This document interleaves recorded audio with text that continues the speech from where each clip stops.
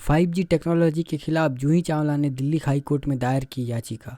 2 जून को होगी सुनवाई। 5G टेक्नोलॉजी के खिलाफ एक्ट्रेस जूही चावला द्वारा दायर याचिका पर दिल्ली हाई कोर्ट 2 जून को अगली सुनवाई करेगा। जूही पिछले कई सालों से इसके खिलाफ आवाज उठाती आ रही है। हाल ही में उन्होंने 5G नेटवर्क के खिलाफ दिल्ली हाई कोर्ट में याचिका दायर की थी। सोमवार को इस मामले में सुनवाई हुई। अगली सुनवाई 2 जून को होगी। उनका तर्क है कि 5G टेक्नोलॉजी के रेडियो फ्रीक्वेंसी से लोगों की हेल्थ पर बुरा असर पड़ेगा, इसीलिए इस पर रोक लगना चाहिए। जूही ने याचिका में मांग की है कि टेक्नोलॉजी को लागू करने से पहले इससे जुड़े तमाम पहलुओं पर बारीकी से अध्ययन किया जाए, यानी इसका मानव और जीव जंतुओं के अलावा पर्यावरण पर क्या असर पड़ेगा, इसे परखा जाना चाहिए। बता दें कि 5G टेक्नोलॉजी केंद्र सरकार की महत्वाकांक्षी परियोजना है। जूही ने याचिका में सवाल किया है कि क्या इस तकनीक को लेकर पर्याप्त रिसर्च की गई है, क्या यह आने वाली पीढ़ी के लिए सुरक्षित रहेगी।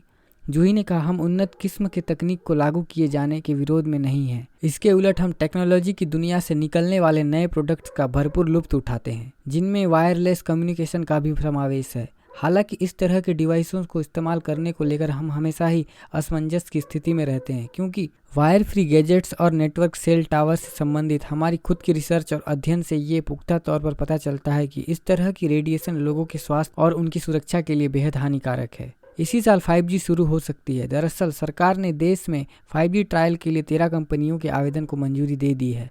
हालांकि सरकार ने इससे चीनी कंपनियों को दूर रखा है। एक रिपोर्ट के मुताबिक टेलीकॉम विभाग को 5G के ट्रायल के लिए 16 आवेदन मिले थे। सरकार ने 13 को मंजूरी दे दी है।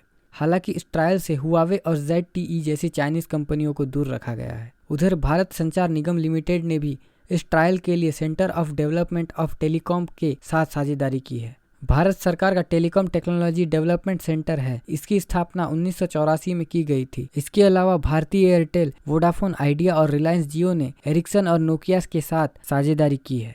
अधिकारियों ने बताया कि कंपनियों को ट्रायल के लिए जल्द 700 मेगाहर्ट्ज बैंड की एयरवेव दी जाएगी। हालांकि कंपनियों को शहरी और ग्रामीण क्षेत्रों में टेस्टिंग जैसी शर्तों का पालन करना होगा। इसके अलावा नेटवर्क की सुरक्षा पर विशेष ध्यान देना होगा। इतना ही नहीं, कंपनियां इन वेव का इस्तेमाल सिर्फ ट्रायल के लिए करेंगी, इनका कमर्शियल इस्तेमाल नहीं किया जाएगा। रिलायंस इंडस्ट्रीज के चेयरमैन मुकेश अंबानी ने हाल ही ऐलान किया था कि जियो 2021 की दूसरी छमाही में 5G लॉन्च करने की योजना बना रही है।